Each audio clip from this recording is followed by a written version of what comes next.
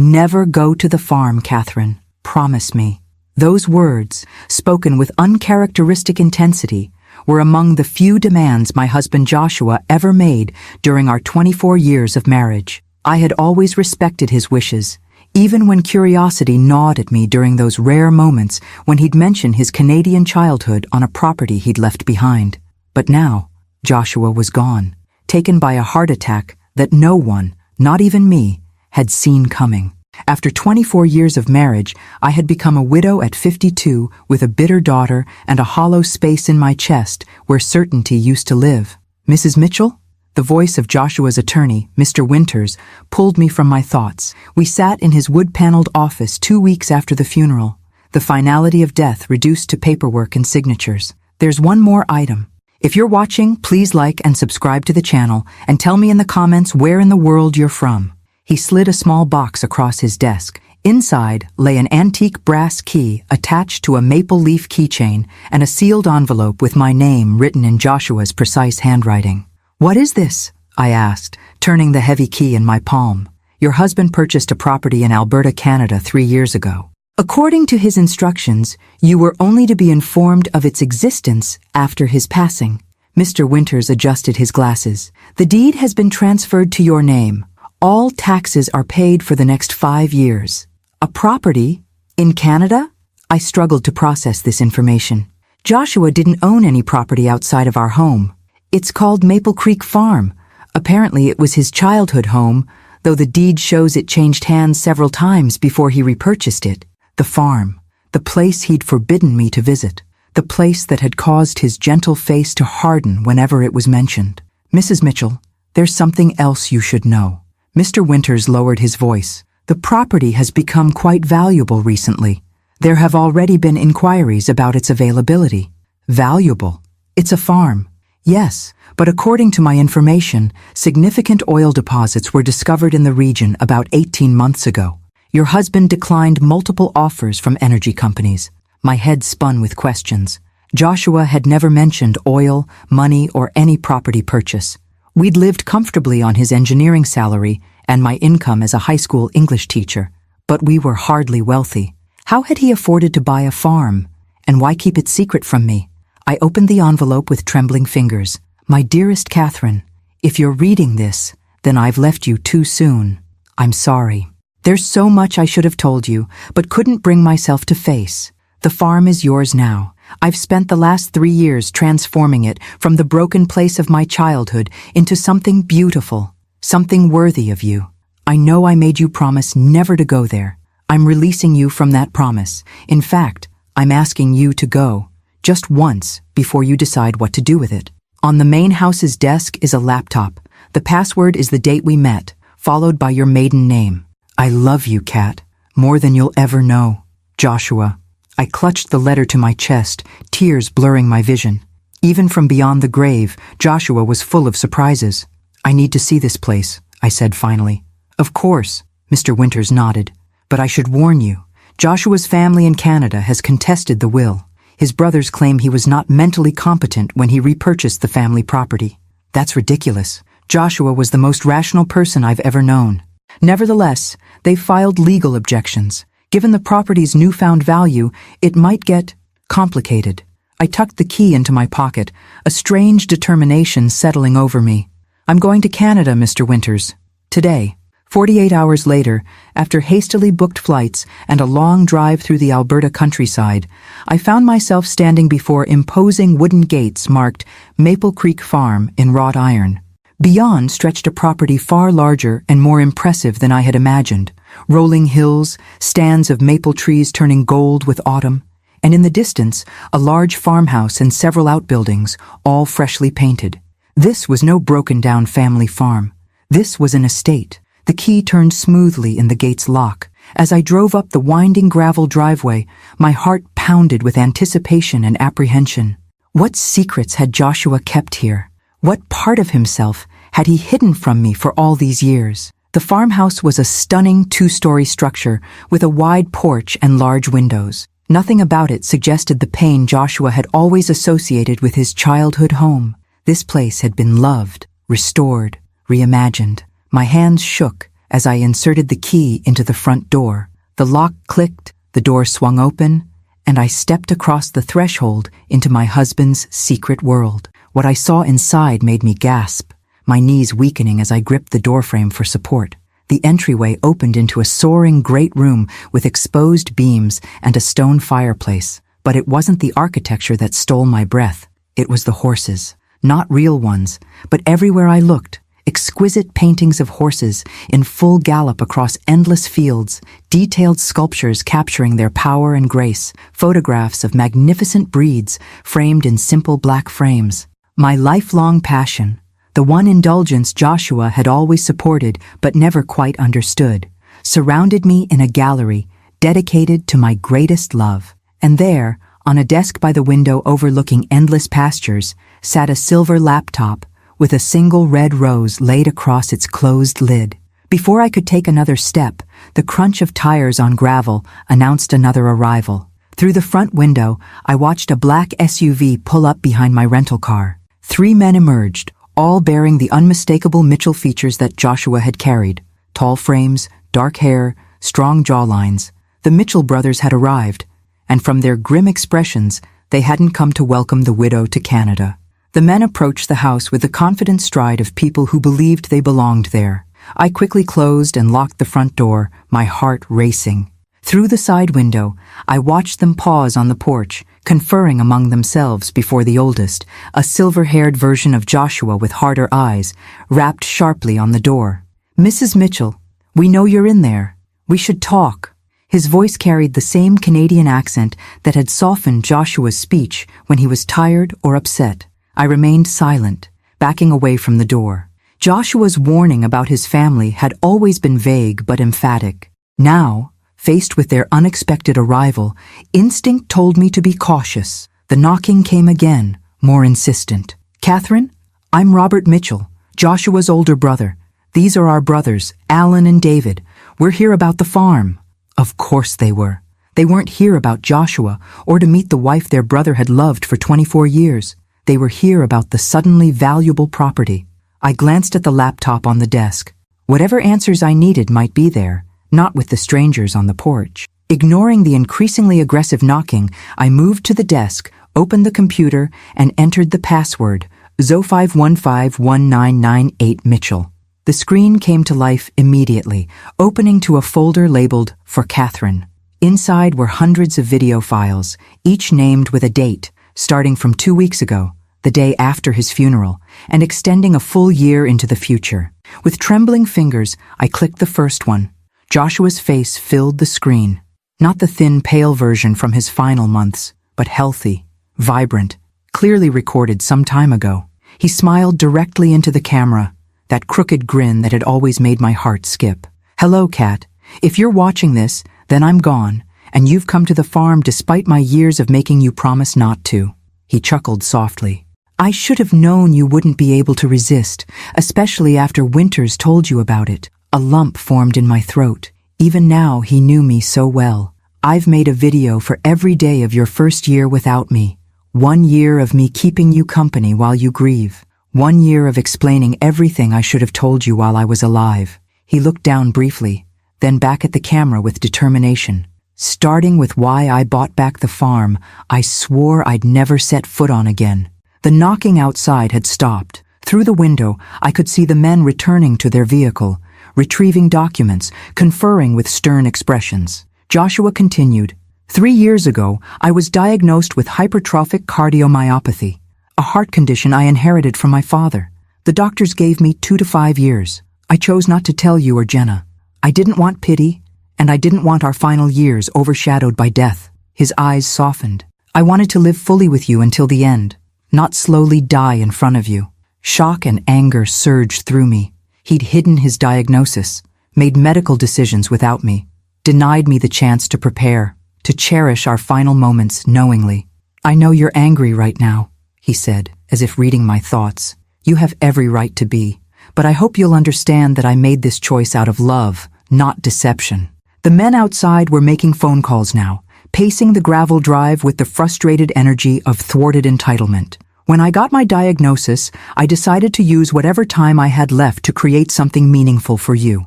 You always loved horses, always talked about having land someday where you could raise them. So I found the last place anyone would expect me to go. The farm I'd fled at 18, vowing never to return. He leaned closer to the camera.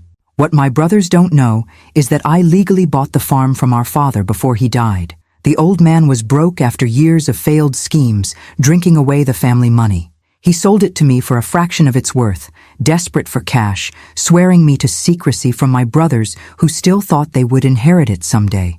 This explained the legal challenge. They believed they had rights to property that Joshua had legitimately purchased. The farm was in ruins when I bought it, Kat, just like when I was a kid.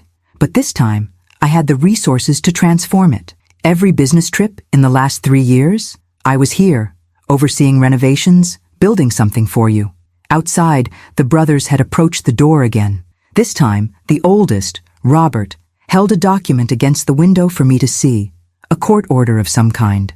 My brothers will come for it, Joshua continued in the video, his expression hardening. They never wanted the farm until last year when oil was discovered in the region. Suddenly, the worthless property they'd mocked me for buying was valuable. They'll try everything to take it from you.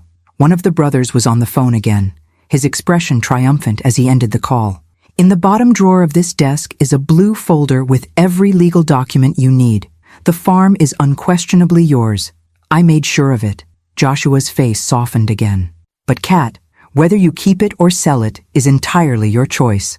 I built this place for you, filled it with beauty for you, but I don't want it to become a burden. A vehicle was coming up the driveway, a police cruiser with Royal Canadian Mounted Police markings. The brothers watched its approach with satisfied expressions. One last thing, Joshua said. In the stables, you'll find 6 horses, all breeds you've admired over the years. The staff I've hired will continue caring for them, whether you're here or not. They're my last gift to you, along with the means to enjoy them. The video ended, freezing on Joshua's smiling face as knocking resumed at the door, more authoritative this time.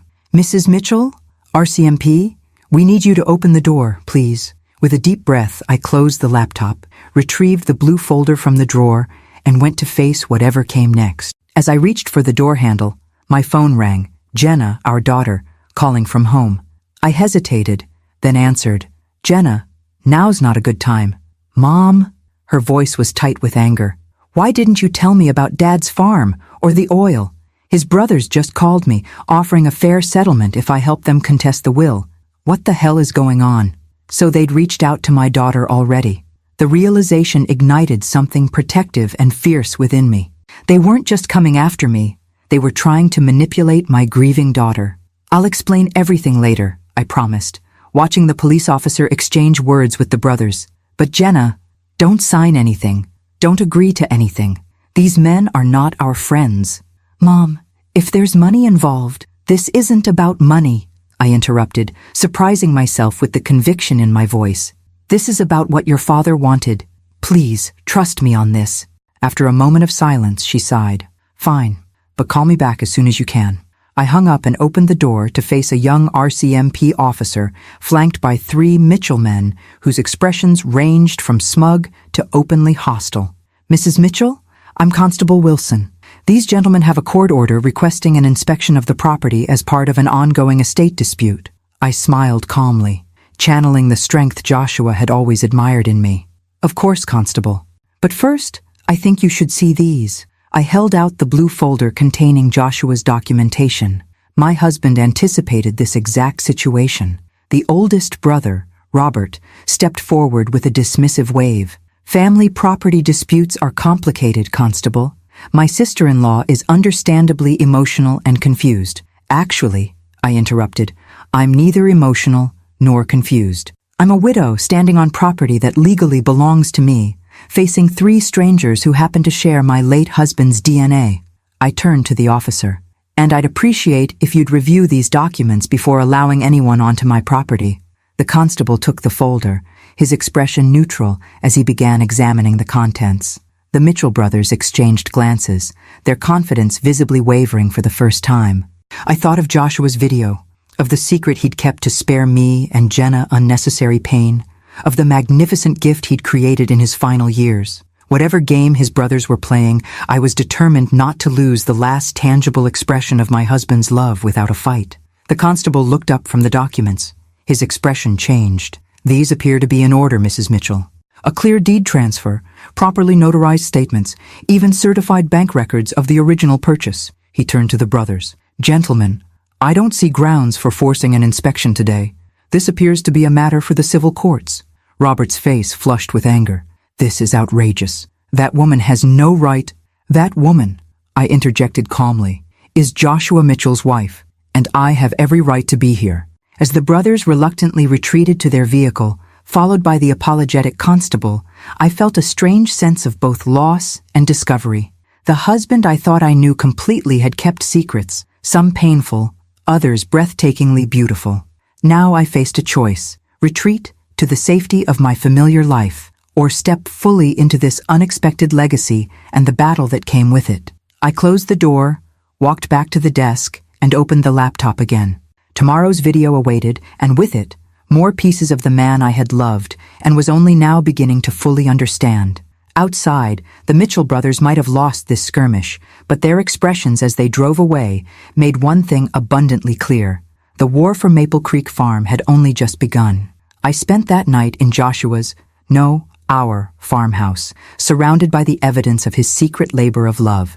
Sleep eluded me, my mind churning with revelations. Joshua's hidden illness, the transformed farm, his brother's determination to claim it, and the hundreds of video messages awaiting me on the laptop. At dawn, I explored the property properly for the first time.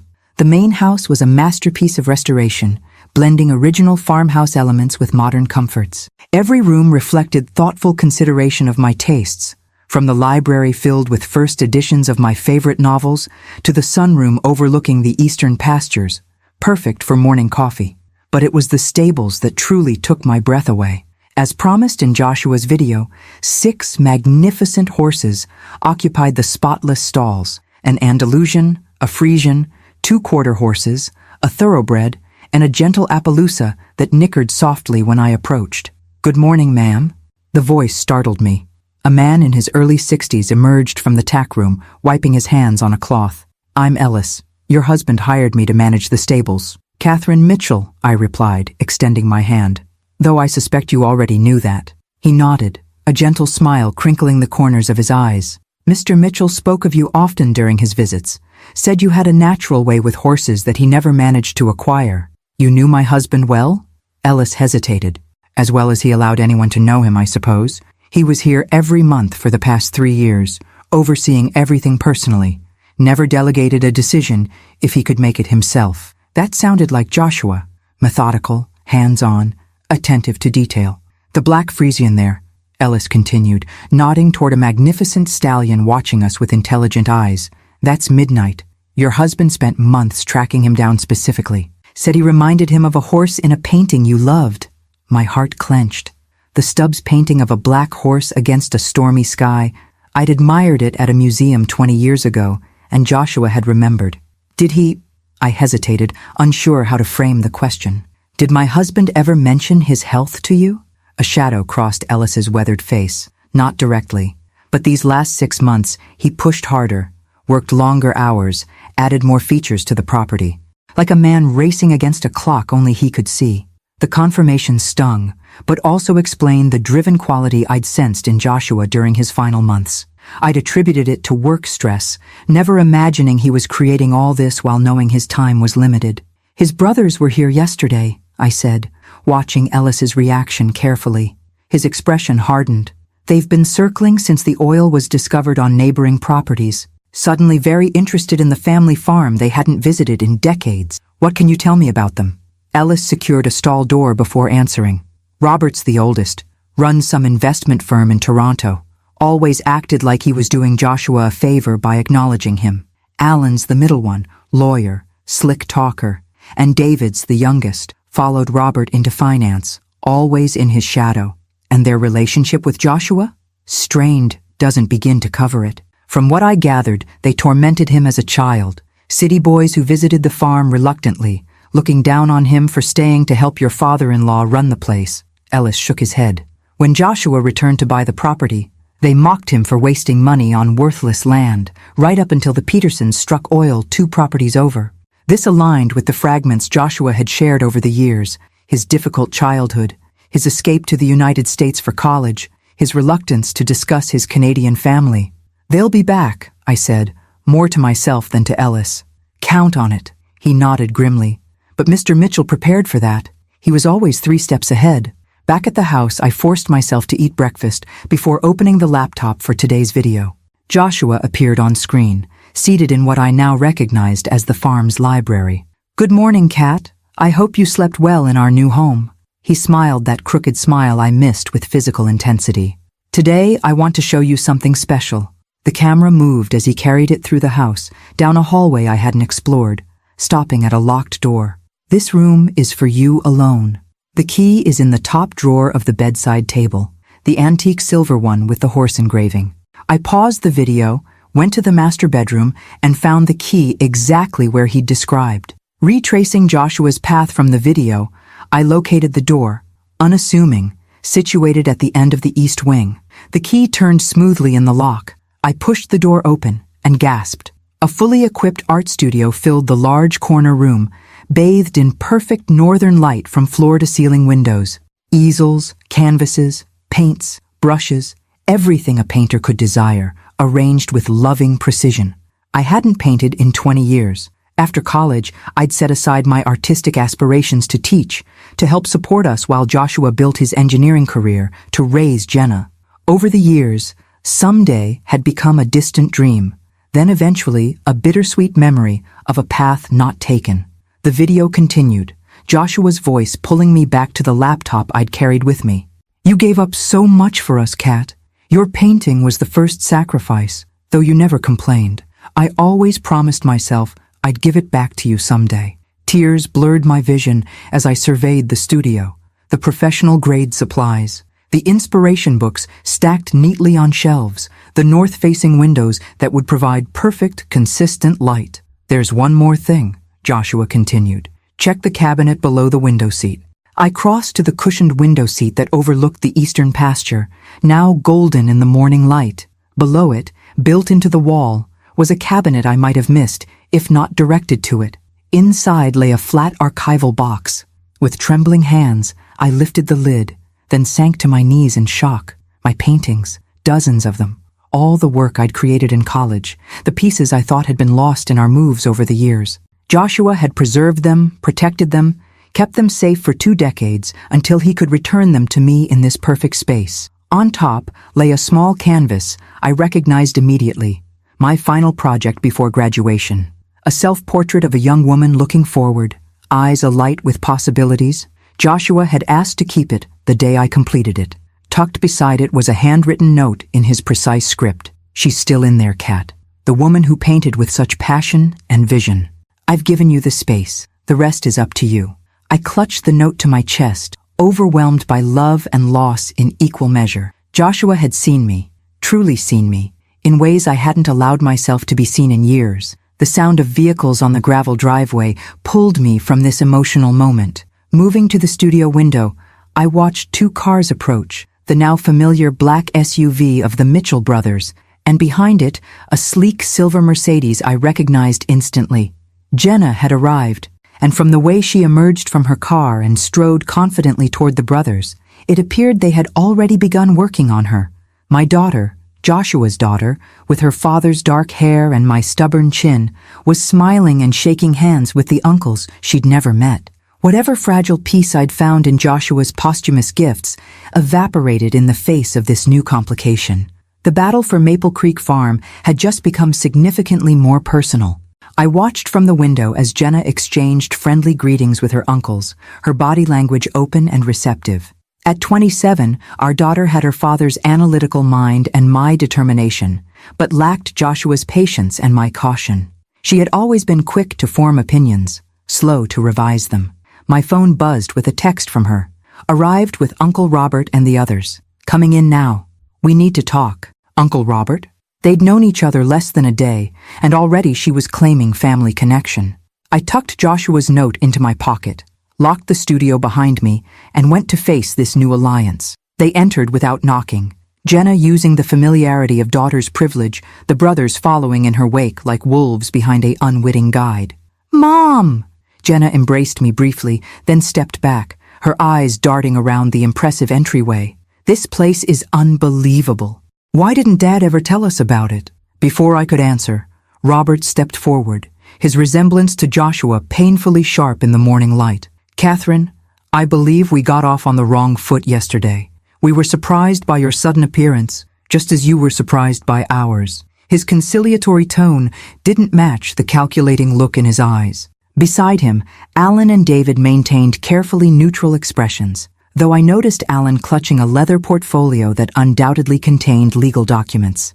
"Jenna," I said, ignoring Robert completely, "I thought we agreed you wouldn't engage with your father's brothers until we'd had a chance to talk." She flushed slightly. "They called again this morning with a very reasonable proposal. I thought I should at least hear them out in person." Her chin lifted defiantly, the same expression she'd worn as a teenager challenging curfew. "Besides, they're my family too. Family you didn't know existed until yesterday," I reminded her gently. "Only because Dad kept them from us," she countered, "just like he kept this whole place secret. Don't you think that's strange? What else was he hiding?" The question hit uncomfortably close to the revelations in Joshua's videos. He had hidden his illness, his property purchase, his reclamation of his artistic dreams for me. But his reasons had been born of love, not deception. "Your father had complicated relationships with his brothers," I said carefully. "He had reasons for the distance he maintained." Robert gave a dismissive wave. "Ancient history. Siblings clash, especially in difficult families like ours. What matters now is moving forward together." "Exactly," Jenna agreed, with the earnestness of someone who believed they were being perfectly reasonable. "Uncle Robert has explained everything. This farm has been in the Mitchell family for generations. Dad bought it from Grandpa Mitchell, but it was always meant to be shared among the brothers eventually." I suppressed a sigh. They'd been working on her for less than a day, and already she was parroting their version of events. "And the sudden interest in the property wouldn't have anything to do with the oil discovery?" I asked mildly. Alan stepped forward, opening his portfolio.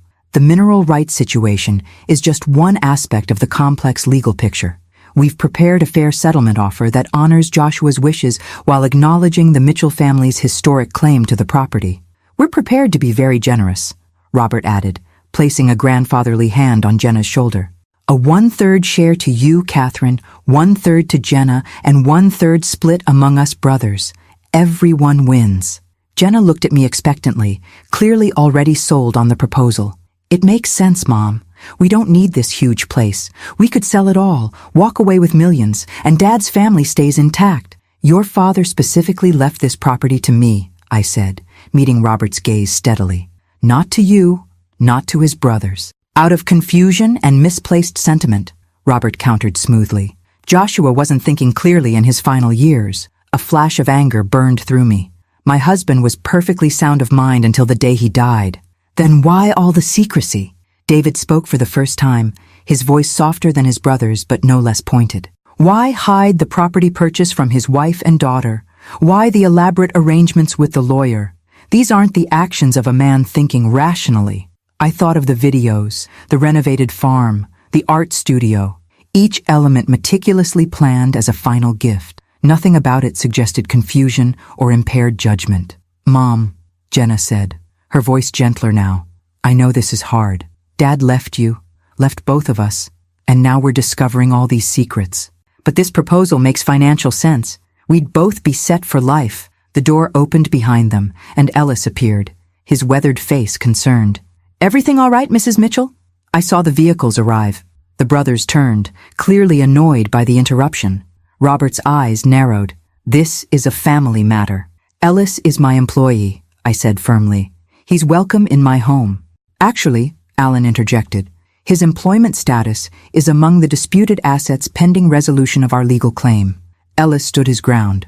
"Mr. Mitchell hired me personally, made me promise to look after the place and Mrs. Mitchell if anything happened to him. We'll be reviewing all staff appointments," Robert said dismissively. "I'd heard enough. I think it's time for you to leave. All of you." I looked pointedly at the brothers, then softened my gaze when it reached Jenna. "Except you, of course. You're always welcome to stay." "You're not even considering their offer?" Jenna asked, incredulous. I'll review any written proposal with my own attorney, I replied, but I won't be pressured in my own home. Robert's mask of conciliation slipped, revealing the hard businessman beneath. This property is worth tens of millions with the oil rights. We can do this amicably, or we can make things very difficult. Is that a threat? I asked, with more calmness than I felt. A reality check, he corrected. You're a school teacher from Minnesota facing a legal battle against opponents with significantly more resources. Joshua may have meant well, but he placed you in an untenable position. I thought of the blue folder with its meticulous documentation, the videos showing Joshua's clear-headed planning, the transformed property that represented his final act of love. I believe my husband knew exactly what he was doing, I said quietly. Now please leave. Jenna, you're welcome to stay for lunch if you'd like. She looked torn, glancing between me and her newly discovered uncles. I think I'll go with them for now. We have more to discuss. She kissed my cheek quickly. Think about the offer, Mom. Please? I watched them leave, a hollow feeling expanding in my chest. In just 24 hours, my daughter had been pulled into the orbit of men Joshua had spent his life avoiding. Whatever they were telling her was working. I could see it in her receptive posture, her quick adoption of their perspective. Ellis waited until their vehicles had disappeared down the driveway before speaking. Mrs. Mitchell, there's something you should know. Something your husband asked me not to mention unless absolutely necessary. I turned to him, mentally exhausted, but forcing myself to focus. What is it? It's about the true extent of the property and what's really hidden here. He gestured toward the stables. We should walk. Some things shouldn't be discussed indoors, where walls might have ears. As I followed him across the yard, the morning sun illuminated the beautiful farm my husband had created in secret. Whatever revelation awaited me, I was certain of one thing. Joshua had anticipated this battle, perhaps even Jenna's vulnerability to his brother's manipulation. The question was whether he had prepared me enough to win a fight I never knew was coming. Ellis led me past the main stables, toward a weathered barn I hadn't explored yet. Unlike the pristine, renovated structures on the rest of the property, this building retained its original rustic character, deliberately unimproved to appear unimportant. Your husband was a careful man, Ellis said, producing an old iron key. After his brother's first visit last year, he became even more cautious. They visited before? Joshua never mentioned that. Ellis nodded grimly. Showed up unannounced once they caught wind of the oil discovery on neighboring properties. Your husband was here supervising construction of the art studio. They didn't recognize him at first. He'd grown a beard during his treatment. The casual mention of Joshua's treatment sent a fresh wave of pain through me. While I'd been obliviously teaching high school literature in Minnesota, my husband had been here, sick, creating this sanctuary while fending off his predatory brothers. What happened? He observed them from a distance, then left without revealing himself. That night, he made changes to the property plans. Ellis unlocked the barn door. Starting with this, the door swung open to reveal an ordinary-looking barn interior. Hay bales, old farm equipment, dust motes dancing in beams of sunlight filtering through gaps in the walls. Ellis moved confidently to the back corner, shifting several bales to expose a trap door set into the dirt floor. Your husband installed this entrance last winter. The workers thought they were building a root cellar. He pulled the heavy door upward, revealing a sturdy wooden staircase descending into darkness. After you, Mrs. Mitchell. Curiosity overcoming apprehension, I followed Ellis down the stairs. At the bottom, he flipped a switch, and lights flickered on, revealing a concrete tunnel stretching forward into the earth. What is this place? Your husband called it insurance. I call it genius. Ellis gestured for me to follow as he walked the tunnel. The Mitchell brothers think they know the full extent of the property and its value. They don't. The tunnel extended perhaps 50 yards before opening into a large concrete room filled with filing cabinets, a desk with computer equipment, and walls covered with maps and documents. Welcome to Joshua's war room, Ellis said, a hint of pride in his voice. Everything he collected about his brothers, their business dealings, and the true value of Maple Creek Farm. I moved to the nearest wall where a detailed survey map was pinned, showing not just the farm, but surrounding properties for miles. Red markings indicated oil deposit locations, with handwritten notes about depth, quality, and extraction challenges. I don't understand, I said, turning to Ellis. Joshua knew about the oil. Not at first. He bought this place to renovate for you. Pure and simple. But about 18 months ago, when Peterson's land showed oil, he hired geologists to survey Maple Creek secretly. Ellis pointed to the map. They found something unexpected. The largest deposit isn't under the eastern section where everyone's drilling. It's here, under the western acres that look worthless. I studied the map more carefully, noting the concentration of red markings on the rugged, apparently unusable portion of the property that stretched into the foothills, land Robert hadn't even mentioned in his proposed division. The oil company surveys missed it because the formation is unusual, deeper and shaped differently than they expected, Ellis continued. Your husband verified it with 3 independent experts, swearing them to secrecy. So the property is even more valuable than his brothers realize? Exponentially. But that's not all. Ellis moved to a filing cabinet, withdrawing a thick folder. Joshua documented decades of questionable business practices by all 3 brothers. Tax evasion, insider trading, misappropriation of client funds. Enough evidence to ruin them professionally if it ever came to light. I leafed through the meticulous documentation, recognizing Joshua's thorough approach to problem solving. Email printouts, financial records, sworn statements from former employees. He had built an airtight case against his brothers. Why would he collect all this? Protection. Ellis sat at the desk, gesturing for me to take the other chair. He knew they'd come after the farm once he was gone. He wanted you to have leverage. I thought of Robert's smug confidence, Alan's legal maneuvering, their quick work turning Jenna against me. He anticipated everything. Not everything, Ellis said quietly. He didn't expect them to get to your daughter so quickly. The reminder of Jenna's betrayal stung. They're manipulating her with half-truths and promises of wealth. And playing on her grief, Ellis added. She lost her father suddenly. They're offering a connection to him through shared blood and history. Powerful draw for a young woman mourning her dad. He was right. Jenna had always been Daddy's girl, sharing Joshua's analytical mind and love of puzzles. His death had left her adrift, vulnerable to anyone offering connection to him. What do I do now? I asked, half to myself. That depends on what you want, Ellis replied. You could sell everything, property, oil rights, the whole package, and walk away wealthy but perhaps forever estranged from your daughter. You could fight the brothers legally using this leverage, which might win the battle but worsen family wounds. Or what? You could do what your husband always did. Think 3 steps ahead and find the path no one expects. I considered this as I continued examining the war room. On the desk sat a framed photograph I'd never seen before. Joshua as a teenager, standing proudly beside a magnificent chestnut horse, his face alight with an innocent joy I'd rarely glimpsed in the man I married. That's Phoenix, Ellis said, noticing my focus on the photo. Your husband's horse when he was a boy. Only bright spot in his childhood here from what he told me. His brothers sold the animal when Joshua was away at school, just to hurt him, apparently.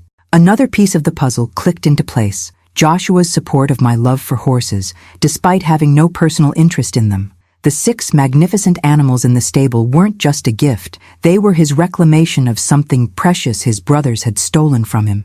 I picked up the photograph, a plan beginning to form in my mind. Ellis, does the laptop with Joshua's videos work down here? He nodded. There's a secure Wi-Fi network throughout the property. Your husband made sure of it. Good. I need to watch the next few videos ahead of schedule. Then I need you to arrange a meeting for me. With whom? First, my daughter. Alone, away from her uncles, then my attorney.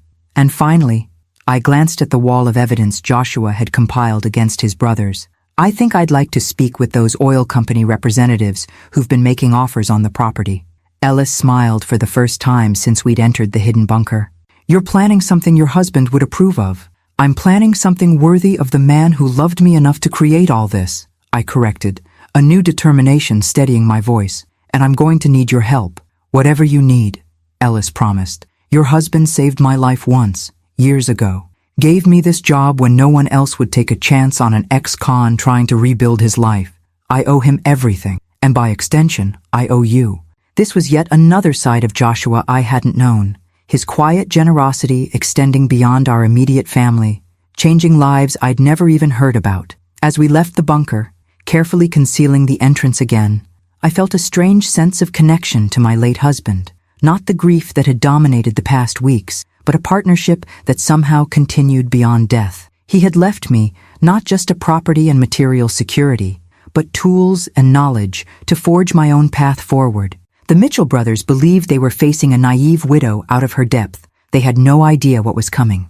Over the next 48 hours, I barely slept, fueled instead by determination and the growing clarity of my plan. I watched a week's worth of Joshua's videos in a single night, each one revealing more of his strategy and the depth of his foresight. "They'll try to divide and conquer," he warned in one recording, as if speaking directly to my current situation.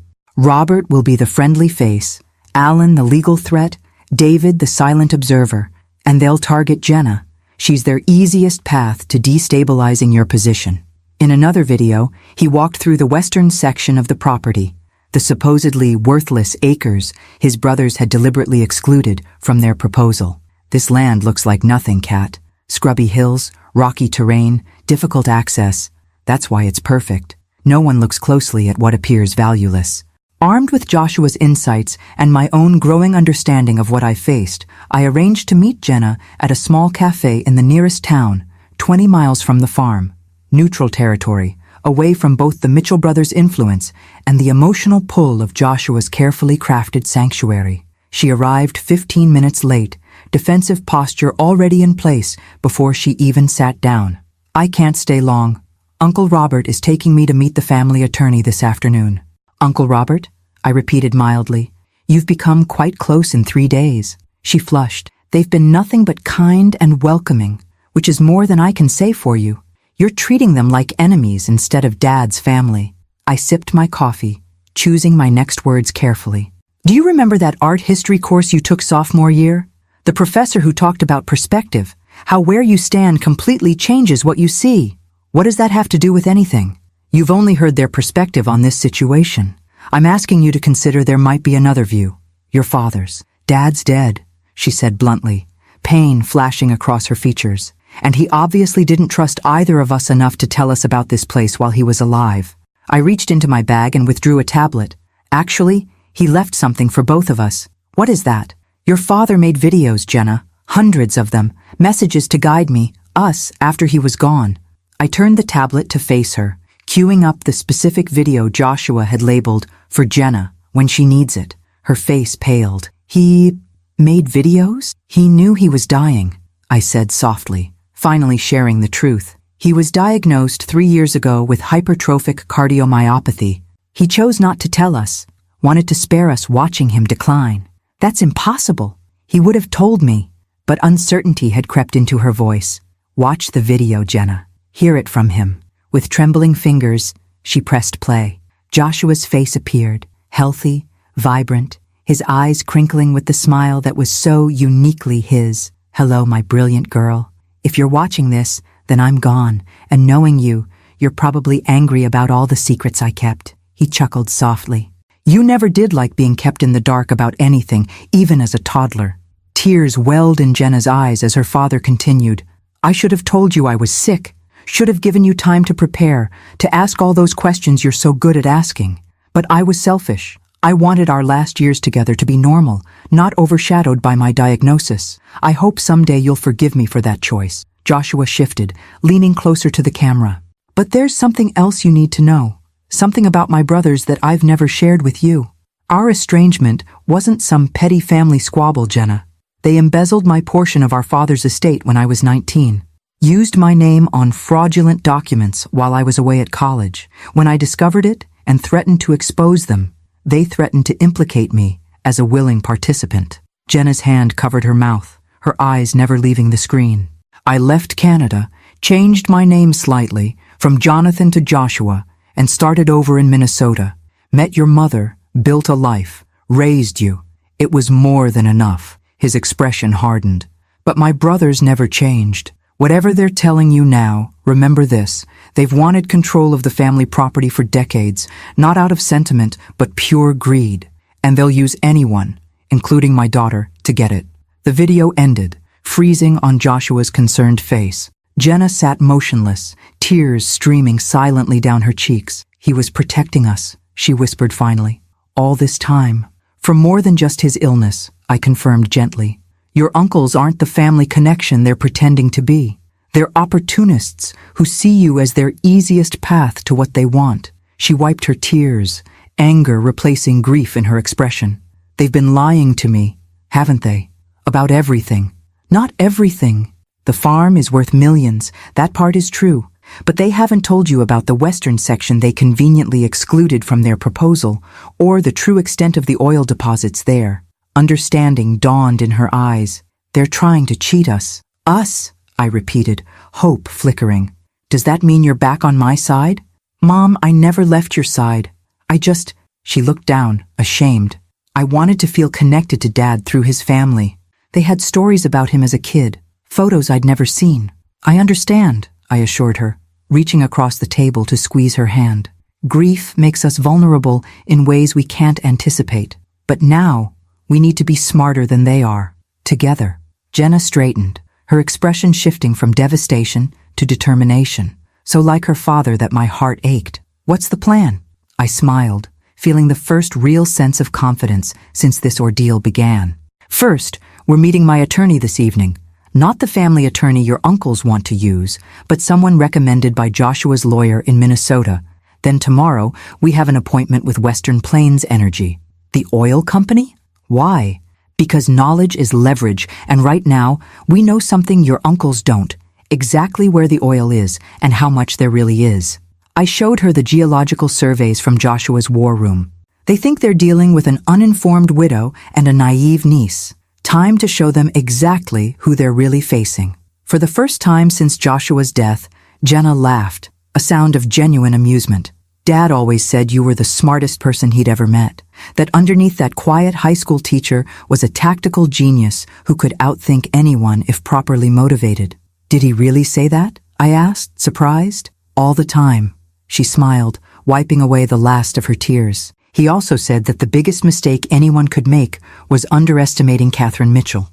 As we left the cafe together, I felt a shift in the dynamic of this battle. The Mitchell brothers had unwittingly united us instead of dividing us. They had no idea that their apparent early success with Jenna had only set the stage for their ultimate defeat. Later that evening, with Jenna beside me, I laid out my complete plan to the attorney Joshua had selected for this exact scenario. His expression moved from professional interest to undisguised admiration as he grasped the full scope of what I proposed. Mrs. Mitchell, he said finally, your husband said you would surprise me with your strategic thinking. He was right. My husband, I replied, was right about a great many things, including, it seemed, his belief in my ability to not just survive his death, but to emerge stronger from the crucible of grief and betrayal. The Mitchell brothers arrived at Maple Creek Farm exactly when I expected, 10 a.m. sharp, 3 days after my meeting with Jenna. Their black SUV crunched up the gravel driveway with the confidence of men who believed victory was merely a formality. Behind them followed a silver Mercedes I didn't recognize, likely their attorney or financial advisor. I watched from the great room window, dressed not in the casual clothes they'd seen previously, but in a tailored suit I'd purchased specifically for this meeting. Appearances matter when staging a coup, and I intended to present myself not as a grieving widow, but as the formidable opponent Joshua had always known me to be. They're here, I called to Jenna, who emerged from the kitchen looking equally professional in a dark blue dress, her father's watch, one of his most treasured possessions, prominently displayed on her wrist. Ready? She asked, nervousness and determination warring in her expression. Completely. I squeezed her hand. Remember, let them talk themselves into a corner first. Ellis appeared from the back of the house. The others arrived through the service entrance. They're set up in the dining room as you requested. I nodded appreciation. Perfect timing. The doorbell rang, and Ellis moved to answer it with the practiced deference of a caretaker who knew his role in this carefully choreographed performance. Good morning, gentlemen, I heard him greet them. Mrs. Mitchell and Miss Jenna are expecting you. This way, please. They entered with the easy entitlement of men accustomed to controlling rooms. Robert led, followed by Alan with his ever-present legal portfolio, and David bringing up the rear. Behind them walked a silver-haired man in an expensive suit who radiated corporate authority. Catherine, Robert nodded, his smile not reaching his eyes. We appreciate you agreeing to this meeting. This is Harrison Wells, CEO of Northern Extraction. We thought it might be productive to have an industry expert join our discussion about the property's potential. So they'd brought an oil executive to intimidate me with technical jargon and market valuations. Predictable. How thoughtful, I replied pleasantly. I've had the dining room prepared for our meeting. Shall we? I led them through the house, noting their assessing glances at the renovations Joshua had completed. In the formal dining room, a large table had been set with documents at each place, water carafes and coffee service, the picture of professional preparation. Please, sit, I gestured. I believe we have much to discuss. As they settled into their chairs, expressions of confidence still firmly in place, I remained standing at the head of the table. Before we begin, I said, I want to thank you for your previous proposal. It was educational. Robert's smile widened, clearly interpreting my comment as submission. We're pleased you've had time to consider our offer. With Mr. Wells' expertise, we can discuss the most advantageous arrangement for dividing the property's assets. Yes, division, I mused, picking up a remote control from the table. That's precisely what I'd like to discuss. I pressed a button, and a hidden screen descended from the ceiling at the far end of the room.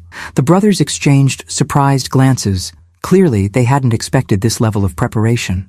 If you'll direct your attention to the presentation, I continued, clicking the remote again. A detailed map of Maple Creek Farm appeared on the screen, showing property boundaries, topographical features, and geological formations. This is the complete survey of Maple Creek, I explained. All 2,200 acres, not just the eastern 800 acres mentioned in your proposal. Alan shifted uncomfortably. The western section is undevelopable rocky terrain. We excluded it for simplicity's sake. How considerate, I smiled, except for one small detail. Another click, and the map overlaid with oil deposit locations, the complete geological survey from Joshua's war room, showing the massive reserve beneath the worthless western acres. Harrison Wells straightened in his chair, professional mask slipping as he leaned forward to study the projection with sudden intense interest. As you can see, I continued calmly, the primary oil deposit extends predominantly beneath the western section, the acres you so generously offered to exclude from our fair division. Robert's face flushed. These surveys are unreliable. Northern Extraction's analysis indicates— Actually, interrupted a new voice as the connecting door opened. Those surveys have been verified by 3 independent geological teams. The Mitchell brothers turned in shock as Thomas Reeves, CEO of Western Plains Energy, Northern Extraction's primary competitor, entered the room, followed by my attorney and 2 individuals in business attire. What is this? Robert demanded, half rising from his chair. This, I said pleasantly, is a meeting about the true value and future of Maple Creek Farm. Mr. Reeves has expressed significant interest in the property's potential, particularly after reviewing the complete geological data my husband compiled. Harrison Wells shot a betrayed glance at the Mitchell brothers. You told me you had exclusive negotiating rights to this property. They don't, my attorney interjected smoothly, placing additional documents on the table. Mrs. Mitchell holds clear, uncontested title to the entire property, including all mineral rights. The documents you've been shown by the Mitchell brothers have no legal standing whatsoever. Robert slammed his hand on the table. This property has been in the Mitchell family for generations. Joshua had a moral obligation. Moral obligations? Jenna spoke for the first time, her voice steady despite her white-knuckled grip on her water glass. Like the moral obligation you had to my father when you stole his inheritance, or forged his signature on loan documents, or threatened to implicate him in your financial crimes if he exposed you? The brothers froze, color draining from their faces. What exactly is she talking about? Harrison Wells asked, looking increasingly uncomfortable. Perhaps these will clarify matters, I said, nodding to my attorney, who distributed sealed envelopes to everyone at the table. Copies of documentation my husband preserved regarding certain historical transactions involving Mitchell family assets. I believe the statute of limitations has expired on some of these matters, but the Canadian financial regulatory authorities might still find others quite interesting. Alan opened his envelope, scanning the contents with increasing alarm. These are private family matters, he sputtered, completely irrelevant to the current discussion. On the contrary, I countered, finally taking my seat at the head of the table. They establish a pattern of fraudulent behavior that directly impacts your credibility in these negotiations. behavior that continued when you deliberately misled Mr. Wells about your standing to negotiate for this property. The room fell silent as the Mitchell brothers realized the completeness of their exposure. Joshua had documented everything: their historical crimes against him, their recent manipulations, their attempts to seize valuable assets while appearing generous. "What do you want?" Robert finally asked, his confident facade crumbling. "I want you to leave Maple Creek Farm and never return," I stated simply. "I want you to cease all attempts to contest my ownership or manipulate my daughter. In exchange, these documents remain private, viewable only by the people in this room." Harrison Wells stood abruptly. "I believe my company's involvement in this matter has been based on incomplete and potentially fraudulent information. If you'll excuse me, Mrs. Mitchell, I'll be in touch directly regarding any future discussions of mineral rights." He shot a disgusted look at the brothers before exiting. Robert's expression hardened as he watched his oil company ally depart. "You have no idea what you're doing, Catherine. The extraction costs for the western section are prohibitive. The logistics alone—" "Actually," Thomas Reeves interjected, "Western Plains has developed new extraction technology specifically suited to these geological formations. We're prepared to make Mrs. Mitchell an offer that acknowledges both the challenges and the exceptional potential of this property." As the meeting continued, transforming from the Mitchell brothers' planned takeover into my carefully orchestrated counter-offensive, I caught Jenna's eye across the table. Her slight smile conveyed everything: pride, vindication, and the bittersweet acknowledgement that Joshua had prepared us for this moment, even from beyond the grave. By the time the Mitchell brothers departed 2 hours later, defeated, exposed, and legally bound by the settlement agreement my attorney had prepared in advance, the future of Maple Creek Farm had been secured exactly as Joshua had envisioned. Not divided among greedy relatives, not sold to the highest bidder, but preserved as a legacy for the family he had chosen and loved, Jenna and me. As their vehicles disappeared down the driveway, Ellis appeared at my side. "Your husband would be proud," he said quietly. "You outmaneuvered them exactly as he believed you would." I watched the dust settle on the driveway, a strange mix of emotions washing through me: triumph tinged with grief, strength emerging from vulnerability. "We're not finished yet," I replied, thinking of the videos still waiting on Joshua's laptop, the future stretching before us. This was just the first battle, but it was a battle we had decisively won, using weapons Joshua had meticulously prepared and the strength he had always seen in me, even when I couldn't see it in myself. The weeks following the Mitchell brothers' defeat passed in a blur of practical matters: legal documents finalizing our settlement agreement, meetings with Western Plains Energy to structure a mutually beneficial extraction arrangement, and careful inventory of everything Joshua had created at Maple Creek Farm. Jenna stayed with me through it all, her initial resentment about her father's secrets transforming into appreciation for his foresight. We established a routine of watching his daily videos together each morning, both of us finding comfort and guidance in his posthumous presence. "Did you have any idea?" Jenna asked one evening as we sat on the porch, watching the sun set behind the western hills that contained our newfound wealth. "Any suspicion at all that Dad was sick or planning all this?" I considered the question carefully, searching my memories for missed signals. There were small things that make sense in retrospect. His insistence on updating our wills 3 years ago, the way he'd sometimes look at us at dinner, almost memorizing our faces, his sudden interest in taking photos of ordinary moments. "I thought he was just going through a midlife appreciation phase," Jenna said, smiling sadly. "In a way, he was, just not for the reasons we assumed." I sipped my tea, remembering. The biggest change was how he stopped putting things off. "Your father was always a someday person about personal matters. Someday we'd take that trip to Europe, someday he'd learn to sail, someday we'd renovate the kitchen." Then suddenly, he started doing things rather than talking about them. "Like buying this place," Jenna nodded. "Creating something lasting." "Exactly."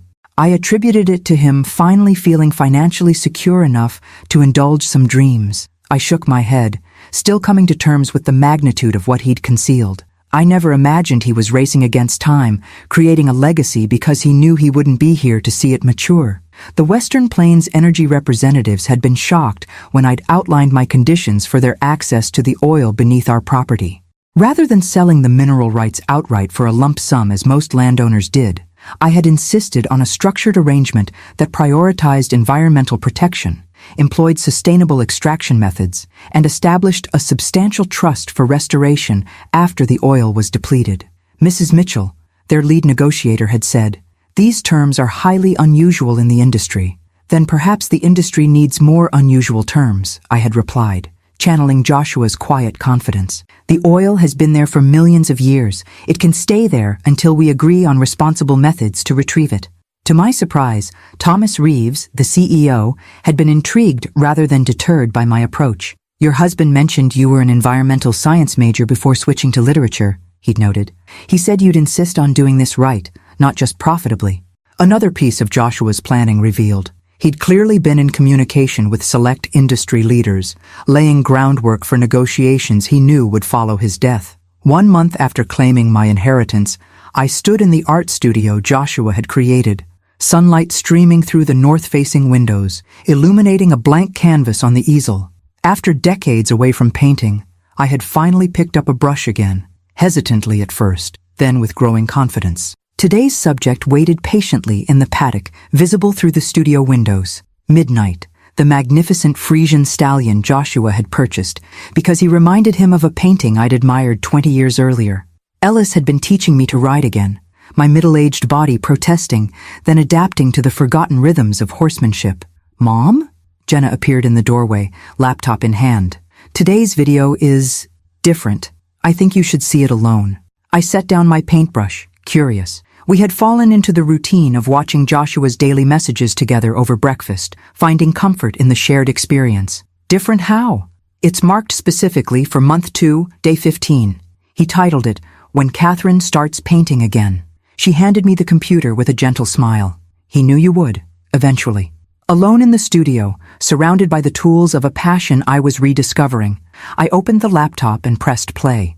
Joshua appeared, seated in this very room before any of the art supplies had been installed, the space bare except for the magnificent windows. "Hello, my love," he began, his smile warm and intimate. "If you're watching this, you've found your way back to your art, back to the passion you set aside for our family all those years ago." I touched the screen gently, tears welling in my eyes. "I've been thinking a lot about legacy," he continued. "What we leave behind, what marks we make on the world. Most people think of legacy in terms of children or wealth or accomplishment, but there's another kind of legacy, the enabling of possibility in those we love." He gestured to the empty room around him. "This space isn't finished yet, but in my mind, I can see it completed, filled with light and color and your creations. I imagine you standing before an easel, brush in hand, finally giving form to the visions you've carried inside you all these years." I glanced at the half-finished portrait of Midnight on my easel, struck by how closely it aligned with Joshua's imagination. "I've structured everything to give you freedom, Kat," he continued. "Financial security through the oil rights, protection from my brother's interference, a beautiful space to create. But what you do with that freedom, that's your legacy to build, not mine to dictate." He leaned closer to the camera, his expression intense. "The farm, the horses, the art studio, they're not the inheritance. They're just the tools. The real inheritance is possibility, the chance to become more fully yourself without constraint." I paused the video, overwhelmed by the depth of his understanding. Joshua had known me better than I knew myself, had seen the dormant artist still alive within the practical teacher and devoted mother I'd become. When I resumed the video, his expression had softened again. "I have one request, though it's yours to accept or decline. In the storage closet behind this room is a large canvas I commissioned before my diagnosis. It's blank, waiting. When you're ready, truly ready, I hope you'll create something for it. Something that captures not just what you see, but what you feel about this place that brought me back to my beginnings and will carry you into your future." The video ended with his familiar sign-off, "Until tomorrow, my love." I sat motionless for several minutes, processing his words. Then, moved by impulse, I went to the storage closet and found exactly what he'd described, an enormous blank canvas, custom-built for the prominent wall in the great room. It was the perfect size to create a statement piece, a focal point for the heart of the home Joshua had created. Over the following weeks, as autumn painted the landscape in brilliant hues, I sketched countless drafts, trying to capture the essence of Maple Creek Farm and what it represented. None satisfied me until one morning, watching Jenna riding midnight across the eastern meadow, something clicked. The painting took shape gradually. Not a traditional landscape, but a blending of real and metaphorical elements. The farm as it existed now in the background, rendered with photographic precision. In the foreground, a series of translucent layers showing what had come before. The abandoned property Joshua had purchased, the family farm of his childhood, and beneath it all, the ancient land that had witnessed generations come and go. Threading through these temporal layers were two riders on horseback, a man and a woman, their features indistinct enough to represent both specific and universal journeys. Behind them, barely visible unless you knew to look, a third figure, a young woman, forging her own path forward. When the painting was finally complete, Ellis helped me hang it in its designated place in the great room. Jenna stood back, studying it with tears in her eyes. "It's him, isn't it? And you? And me." She traced the paths of the riders with her finger from a distance. "The past, present, and future of this place. Legacy," I said simply. "Not what's left behind, but what continues forward." That evening, as I watched the sunset from the porch of what was now truly my home, I felt Joshua's presence not as a ghost or memory, but as a continuing partnership. He had given me not just material security, but a framework for reinvention, the freedom to discover who Catherine Mitchell might become when unconstrained by circumstance. The oil would provide financial stability for generations. The farm would evolve according to our stewardship, and I would continue bringing beauty into the world through newly rediscovered talents, creating my own legacy alongside the one Joshua had so carefully prepared. Tomorrow's video waited on the laptop inside, another day of guidance and connection across the boundary that separated us. But increasingly, I found myself looking forward rather than back, grateful for his foresight, but eager to write the next chapters of this unexpected story myself. The Forbidden Farm had become hallowed ground, not a place of secrets and pain as Joshua had once known it, but a sanctuary of possibility, his final and greatest gift to me. Winter descended on Maple Creek Farm with dramatic beauty, pristine snowfall blanketing the rolling pastures, ice crystals forming delicate patterns on the windows, smoke curling from the stone chimney into the crisp Alberta sky. I had decided to stay through the season rather than return to Minnesota, drawn to experience the full cycle of seasons on this land that had become my unexpected home. Jenna had reluctantly returned to her life in Minneapolis, her marketing firm unwilling to extend her leave of absence indefinitely. Our daily video ritual continued via FaceTime, the three of us still connected. Jenna in her urban apartment, me in the farmhouse living room, and Joshua's recorded presence binding us across time and space. "The Western Hills are particularly beautiful after fresh snow," Joshua remarked in today's video, filmed exactly 1 year ago in this same room. "If Ellis has kept up the maintenance on the snowmobile in the equipment barn, take it out to the ridge overlooking the valley. The view at sunrise is worth the early wake-up call." I smiled at his continuing ability to anticipate my experiences. Just yesterday, Ellis had mentioned the snowmobile and offered to show me the winter trails Joshua had mapped out across the property. 6 months had passed since I'd confronted the Mitchell brothers. True to our agreement, they had maintained their distance, though my attorney occasionally forwarded communications from their legal team. Technical questions about property boundaries as Western Plains Energy began preliminary work on the eastern edge of the farm. The oil extraction project was proceeding with deliberate care, the company honoring our unusual arrangement that prioritized environmental protection over rapid profit. Thomas Reeves had become an unexpected ally, his initial business interest evolving into genuine respect for the sustainable approach Joshua had envisioned, and I had insisted upon. My phone rang, pulling me from these thoughts. Jenna's name flashed on the screen. "Everything okay?" I answered, immediately concerned by the unexpected call. Our daily video chat wasn't scheduled for several hours. "I'm not sure," she replied, her voice tense. "I just had a strange visit from Uncle David." My grip tightened on the phone. "David? What did he want?" "Officially, he came to apologize for his role in trying to manipulate me against you." She paused, but something felt off about the whole conversation. He kept asking subtle questions about the farm, whether I visited often, if I'd noticed any unusual activity around the property. "Did you tell him anything?" "Of course not. I kept responses vague and non-committal. Her voice lowered. "Mom, I think they're planning something." This felt like reconnaissance. A chill that had nothing to do with the winter temperature ran through me. The Mitchell brothers had been suspiciously quiet these past months. Too quiet, perhaps, for men accustomed to fighting for what they wanted. "I'll alert Ellis and increase security," I assured her, "and I'll have my attorney contact theirs with a reminder about the terms of our agreement." "There's something else," Jenna added hesitantly. "David mentioned that Robert has been ill, some heart condition requiring surgery. He tried to play on my sympathy, suggesting that family should come together in difficult times. The same heart condition that had taken Joshua? The genetic hypertrophic cardiomyopathy he'd inherited from his father? I wondered if Robert had hidden his diagnosis from his brothers just as Joshua had concealed his from us. "Be careful, Jenna. This could be legitimate, or it could be another manipulation tactic." "That's what I thought," she sighed. "I hate being suspicious of every interaction with Dad's family. It shouldn't be this way." After ending the call, I walked to the window overlooking the snow-covered driveway, unease settling in my stomach. The Mitchell brothers had proven themselves ruthless and deceptive. Their apparent retreat might simply be strategic regrouping. I called Ellis immediately, relaying Jenna's concerns. His response was characteristically calm but resolute. "I'll alert the security team and check the perimeter surveillance," he assured me. "We installed those systems for exactly this scenario."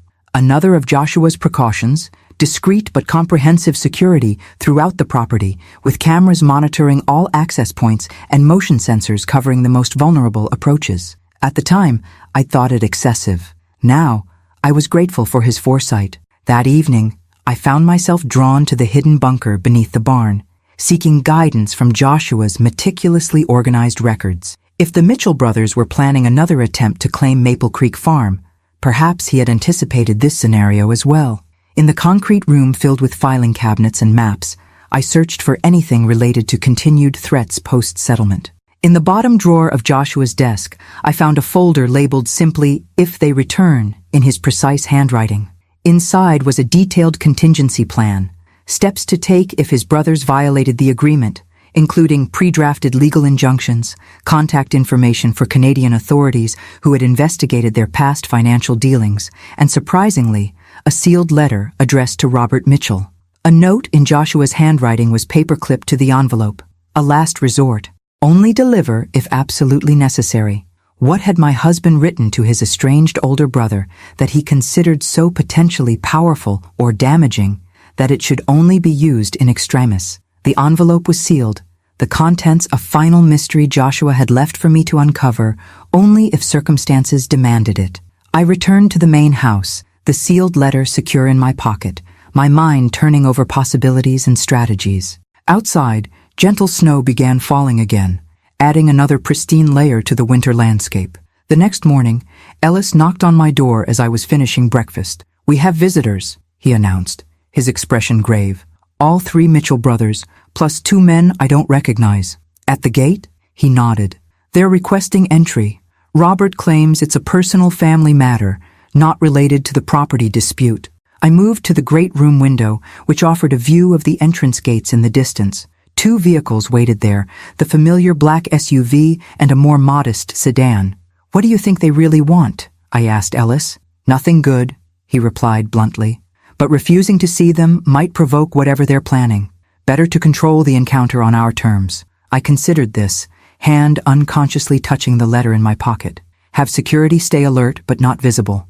Let them approach the main house only, no access to other buildings." As Ellis went to convey these instructions, I called my attorney to inform him of the unexpected visit, then Jenna to warn her that her uncles had appeared at the farm less than 24 hours after David's casual visit to her. "Do you want me to come?" she asked immediately. "I can be on the next flight." "No," I decided. "Stay where you are. This might be exactly what they want, to get both of us here, isolated from our legal support system." Through the window, I watched the gates open, allowing the 2 vehicles to proceed up the long driveway. Steeling myself, I went to my bedroom to retrieve one additional item Joshua had left for precisely this type of confrontation: a small digital recorder disguised as a decorative brooch. Whatever the Mitchell brothers wanted, I intended to have a record of every word. When the doorbell rang, I was waiting in the great room, seated calmly in the armchair facing the entryway, the recorder pinned to my sweater, the mysterious letter secure in my pocket. Ellis answered the door with professional courtesy, ushering in our unwelcome visitors. Robert entered first, looking noticeably thinner than at our last encounter, his complexion grayish beneath his tan. Alan and David followed, their expressions carefully neutral. The two strangers brought up the rear, one carrying a medical bag, suggesting he was a physician, the other holding a leather portfolio, similar to those favored by legal professionals. "Catherine," Robert nodded in greeting, his voice lacking its usual commanding tone. "Thank you for seeing us without an appointment. Family always seems to arrive unexpectedly," I replied mildly. "Please sit. Ellis, would you bring coffee for our guests?" As they arranged themselves on the sofas opposite my chair, I noted the tension in their postures, the way Alan kept glancing at Robert with poorly concealed concern. Whatever had brought them here, it centered on the eldest Mitchell. "I'll be direct," Robert began once Ellis had departed for the kitchen. "I've been diagnosed with the same heart condition that took Joshua, hypertrophic cardiomyopathy. It runs in the family." So Jenna's information had been accurate. I maintained a neutral expression, waiting for him to continue. "My condition is advanced. The specialists give me 6 months without intervention, possibly years with the right treatment." He gestured to the man with the medical bag. "This is Dr. Harmon, my cardiologist, and Mr. Pearson, my personal attorney. I'm sorry to hear about your health challenges," I said carefully, "but I'm not clear on why this brings you to Maple Creek Farm." Robert exchanged glances with his brothers before continuing. "I need a heart transplant, Catherine, but there's a complication. Our family has a rare blood type and tissue markers that make finding a compatible donor extremely difficult." A creeping suspicion began forming in my mind. That sounds challenging, but again, why come to me with this? "Because, Dr. Harmon interjected professionally, "based on the medical records we've reviewed, your late husband would have been a perfect donor match for Robert. And given the genetic factors involved, there's a significant probability that your daughter might be compatible as well." The audacity of their request hit me like a physical blow. They wanted to test Jenna, to use my daughter's body as a potential source of salvation for the man who had tried to steal her inheritance and turn her against me. "You want my daughter to be tested as a potential donor for you?" I clarified, making sure the recorder captured every word of this extraordinary conversation. "Just preliminary blood work to check compatibility," Alan jumped in smoothly. "Nothing invasive at this stage. And if she matches," I pressed, "what then?" "Then we would hope she might consider becoming a living donor," Robert replied. "The procedure allows for partial liver transplantation with minimal risk to the donor. Her liver would regenerate completely within months." I sat in stunned silence, marveling at their breathtaking entitlement. After attempting to manipulate, deceive, and defraud us, they now expected my daughter to undergo major surgery for a man she barely knew, a man who had tried to turn her against her own mother. "Let me understand correctly," I said finally, my voice steady despite my internal turmoil. "You tried to steal this property from me, attempted to turn my daughter against me with lies and half-truths, and now you're here asking if she'll undergo surgery to save your life?" Robert at least had the grace to look uncomfortable. "I understand how this appears, but we're still family, Catherine. Blood connects us, whether we choose it or not." "Blood," I repeated thoughtfully, remembering Joshua's videos, his painful history with these men, his determination to protect Jenna and me from their toxic influence. "You're right about one thing, Robert. Blood does connect us, but not in the way you think." I withdrew the sealed letter from my pocket, noting the flash of recognition in Robert's eyes. "Joshua left this for you," I said, holding it just out of his reach, with instructions to deliver it only if absolutely necessary. "I believe this qualifies." Robert stared at the sealed envelope in my hand, recognition and apprehension flickering across his drawn features. "Joshua wrote to me? Apparently he anticipated that even a legal settlement wouldn't keep you away permanently." I held the letter, making no move to hand it over yet. He prepared for every contingency, including this one. An uncomfortable silence fell over the room. "Dr." Harmon shifted awkwardly, clearly sensing he'd been brought into something more complex than a straightforward medical consultation. The Mitchell brothers exchanged glances, some unspoken communication passing between them. "Before I give you this," I continued, "I want absolute clarity about what you're asking. You want my daughter, The same young woman you manipulated and lied to 6 months ago to undergo medical testing and potentially major surgery to save your life? It sounds callous when you phrase it that way, Alan interjected. But yes, essentially. Robert's condition is grave, and family members provide the best chance for compatible donation. Why not David or Alan? I asked, looking at the other brothers. Siblings are typically even better matches than nieces, Doctor. Harmon cleared his throat. We've tested both Mr. Mitchell's brothers. Neither is compatible due to some unusual genetic factors. And there are no other siblings, I pressed, watching their reactions carefully. No other family members who might be suitable donors? Another significant glance between the brothers. David looked away, suddenly fascinated by the view through the window. No, Robert replied firmly. No other siblings. I nodded slowly, then handed him Joshua's letter. I think you should read this before we continue this conversation. With slightly trembling hands, Robert broke the seal and unfolded the pages inside. His eyes moved across the first few lines, then widened in shock. Color drained from his face as he continued reading, the pages shaking visibly in his grasp. Alan leaned forward. Robert, what is it? But Robert didn't respond, completely absorbed in Joshua's words. When he finally looked up, his expression had transformed. The confident businessman replaced by a man confronting ghosts he'd thought long buried. How long have you known? He asked me hoarsely. I only know that Joshua left this for you, with instructions that it contained information you might need someday. I met his gaze steadily. What exactly did my husband write? Robert handed the letter to Alan, who began reading with David looking over his shoulder. Their expressions shifted in near unison from curiosity to disbelief, to something approaching horror. This can't be true, Alan said finally, looking at Robert. Father would have told us. Would he? Robert laughed bitterly. The same father who pitted us against each other our entire lives? Who played favorites depending on his mood? Who took pleasure in holding secrets over our heads? I watched this exchange with growing curiosity. Whatever Joshua had revealed in that letter had clearly shaken the brothers to their core. Perhaps, I suggested quietly, someone should tell me what my husband wrote. Robert seemed to remember my presence, his gaze refocusing on me with new awareness. Joshua wasn't our half-brother. He was our full brother. This made no sense. I don't understand. Joshua told me your father remarried after your mother died giving birth to him. That's why there was such an age gap between you. That was the story we all believed, Robert confirmed. But according to this letter, Joshua discovered the truth while researching his heart condition. Our mother didn't die in childbirth. She left our father when Joshua was an infant, unable to tolerate his abusive behavior any longer. Father created the story about her death to avoid the scandal of abandonment and to punish her by erasing her completely. But that's not all, Alan continued, his legal precision reasserting itself even through his shock. Joshua discovered that our father had another family, a relationship that began before our mother left and continued for decades after. A woman in Saskatoon with whom he had 2 more children. Now I understood the significance. 2 more Mitchell siblings. A brother and sister, both in their 40s now, Robert confirmed, scanning the letter again.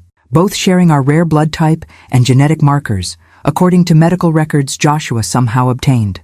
And likely unaware of their connection to you, I surmised, the pieces falling into place. Joshua found them, but didn't contact them, did he? He simply confirmed their existence and medical compatibility. Robert nodded slowly. According to this, he even had their contact information verified annually through a private investigator, ensuring it remained current. In case one of you ever needed what you're asking of Jenna now, I finished for him. A compatible donor from family you never acknowledged. The irony was breathtaking. The Mitchell brothers had come to ask my daughter, the niece they had tried to manipulate and defraud, for potentially life-saving organ donation, while completely unknown siblings existed who might provide the same medical match. There's more, David said quietly, having taken the letter from Alan. Joshua writes that he only discovered all this after his own diagnosis. He was already planning Maple Creek Farm for you, Catherine, but learning about these other siblings solidified his resolve to break completely from the Mitchell family legacy of secrets and manipulation. He writes that he wanted to create something honest and transparent to leave behind, something built on love rather than obligation. Tears pricked at my eyes as I recognized my husband's values in those words. Even from beyond the grave, he was teaching all of us about integrity and truth. "So," I said finally, "it seems you have alternatives to approaching my daughter. 2 half-siblings who share your medical markers. Strangers," Robert protested weakly. "We don't even know these people." "And whose fault is that?" I countered. "Your father chose to keep them secret. You and your brothers chose to treat Joshua as less worthy than yourselves. Now you face the consequences of those choices." "Doctor," Harmon cleared his throat again, "forgive me, but from a medical perspective, any potential donor should be contacted quickly. Mr. Mitchell's condition is deteriorating rapidly." I considered the man before me, Robert Mitchell, once powerful and intimidating, now diminished by illness and the collapse of his family mythology. Despite everything he had done, I couldn't find satisfaction in his suffering. Joshua wouldn't have wanted that. "The contact information for your half-siblings," I said. "Is it included in the letter?" Robert nodded mutely. "Then I suggest you begin there," I told him. "Not with demands, but with humility and truth. Tell them who you are, explain your medical situation, and give them the choice that should be theirs to make, just as such a choice would be Jenna's alone. Not mine, not yours, if you had approached her with honesty from the beginning." "And if they refuse?" Alan asked. "Then Jenna can decide for herself if she wishes to be tested," I replied. "But she'll make that decision with complete knowledge of all facts and alternatives. No manipulation, no pressure, no lies." The Mitchell brothers absorbed this in silence, the family resemblance between them and my late husband suddenly more apparent in their chastened expressions. Joshua had had their same strong jawline, the same deep-set eyes, features I now noticed with new clarity. "We'll go," Robert said finally, rising with effort from the sofa. "Thank you for this." He gestured to the letter, which David carefully folded and returned to the envelope. As Ellis showed them out, I remained seated, processing the unexpected revelation and its implications. Joshua had known he had other siblings, family members who might have welcomed him, who shared his biological heritage. Yet he had chosen to keep that knowledge in reserve, using it only as protection for Jenna and me after he was gone. That evening, as snow fell gently outside the windows of Maple Creek Farm, I opened the laptop for the day's video from Joshua. His familiar face appeared on the screen, recorded exactly a year ago in this very room. "Hello, my love," he began, his smile warming me across time. "If I've calculated correctly, today might be the day my brothers finally play their medical card. They've known about my condition for years. Our father made sure to inform them when I was first diagnosed as a teenager, though they never offered help then." I gasped softly, once again astonished by his foresight. "If they've approached you or Jenna about donation compatibility, then you've given them the letter about our other siblings." His expression grew thoughtful. "I considered contacting them myself many times over the years, but their lives were established, their family complete. I questioned my right to disrupt that with ancient history and biological connections that might mean nothing to them." He leaned closer to the camera. "The truth is, Kat, family isn't about blood. It's about choice. I chose you and Jenna as my family. I hope whoever Robert and the others approach will be allowed the same freedom of choice, to help or not, to connect or not, without manipulation or obligation." As the video continued, Joshua sharing his thoughts on family and legacy with characteristic thoughtfulness, I felt a sense of completion settling over me. The Mitchell brothers had come seeking to use Jenna as a means to an end, just as they had always used Joshua. Instead, they had been forced to confront the tangled web of secrets their father had woven and the consequences of their own choices. Whether they would reach out to their newly discovered siblings with genuine openness or the same manipulative tactics they'd always employed remained to be seen. But that was no longer my concern, or Joshua's, or Jenna's. We had broken free of the toxic Mitchell family dynamics, claiming our own legacy through Maple Creek Farm and the life we were building here. Joshua had transformed his childhood prison into my sanctuary, his painful past into my promising future. The forbidden farm had become hallowed ground indeed, not because of the oil beneath its soil or the financial security it provided, but because it represented Joshua's final triumph over the family that had rejected him and the lasting love that had sustained him. Spring would come again to Maple Creek Farm. The horses would run in green pastures, Oil would be carefully extracted from the western hills, and I would continue creating art in the studio my husband had designed. Jenna would visit when she could, perhaps bringing children of her own someday to ride horses and explore the land their grandfather had reclaimed. And Joshua would remain present in the legacy he had so carefully crafted, not just in the daily videos that would eventually end, but in every corner of this place that reflected his love, his foresight, and his determination that the mistakes of the past would not dictate the shape of the future. The forbidden had become the cherished. The secret had become the celebrated. And I, Catherine Mitchell, had become the caretaker of a legacy built not on obligation or blood, but on the purest foundation of all, love freely given and gratefully received. Until tomorrow, my love, Joshua said, as the day's video concluded. Until tomorrow, I whispered back, knowing that while tomorrow would bring a new video, a new message from the past, it would also bring me one day closer to the future I was now creating, inspired by his example, but shaped by my own emerging strength. The legacy of Maple Creek Farm continued, no longer forbidden, but forever transformed. Thank you very much for watching. Share with those who also like stories, subscribe, and tell me in the comments if you liked my story. Cheers.